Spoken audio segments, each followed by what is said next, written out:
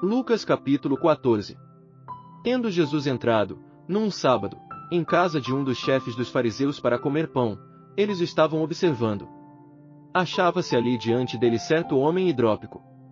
E Jesus, tomando a palavra, falou aos doutores da lei e aos fariseus, e perguntou: é lícito curar no sábado, ou não?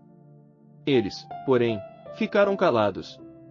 E Jesus, pegando no homem, o curou, e o despediu. Então lhes perguntou: qual de vós, se lhe cair num poço um filho, ou um boi, não o tirará logo, mesmo em dia de sábado? A isto nada puderam responder. Ao notar como os convidados escolhiam os primeiros lugares, propôs-lhes esta parábola. Quando por alguém fores convidado às bodas, não te reclines no primeiro lugar, não aconteça que esteja convidado outro mais digno do que tu. E vindo que te convidou a ti e a ele, te diga: dá o lugar a este, e então, com vergonha, tenhas de tomar o último lugar. Mas, quando fores convidado, vai e reclina-te no último lugar, para que, quando vier o que te convidou, te diga: amigo, sobe mais para cima. Então terás honra diante de todos os que estiverem contigo à mesa. Porque todo o que a si mesmo se exaltar será humilhado, e aquele que a si mesmo se humilhar será exaltado.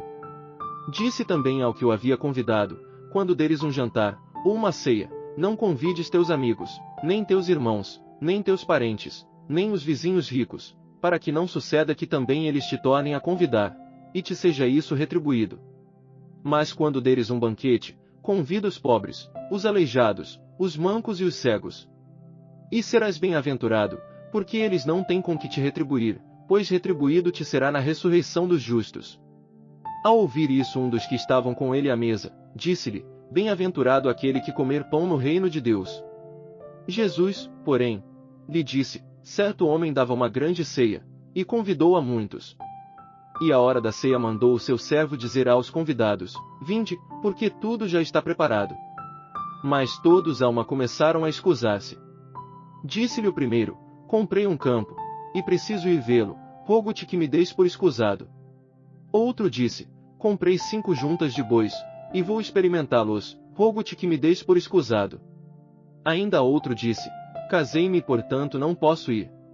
Voltou o servo e contou tudo isto a seu senhor. Então o dono da casa, indignado, disse a seu servo: sai depressa para as ruas e becos da cidade e traze aqui os pobres, os aleijados, os cegos e os coxos.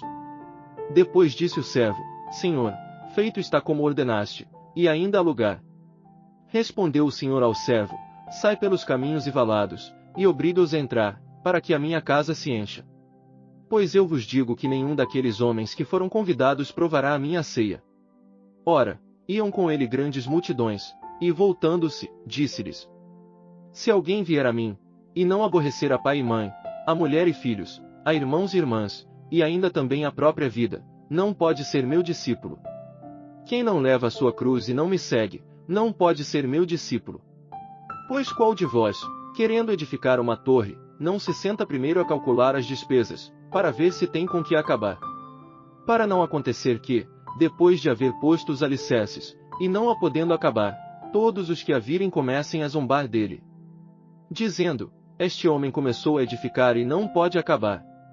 Ou qual é o rei que, indo entrar em guerra contra outro rei, não se senta primeiro a consultar se com 10.000 pode sair ao encontro do que vem contra ele com 20.000? No caso contrário, enquanto o outro ainda está longe, manda embaixadores, e pede condições de paz. Assim, pois, todo aquele dentre vós que não renuncia a tudo quanto possui, não pode ser meu discípulo. Bom é o sal, mas se o sal se tornar insípido, com que se há de restaurar-lhe o sabor? Não presta nem para a terra, nem para adubo, lançam-no fora. Quem tem ouvidos para ouvir, ouça.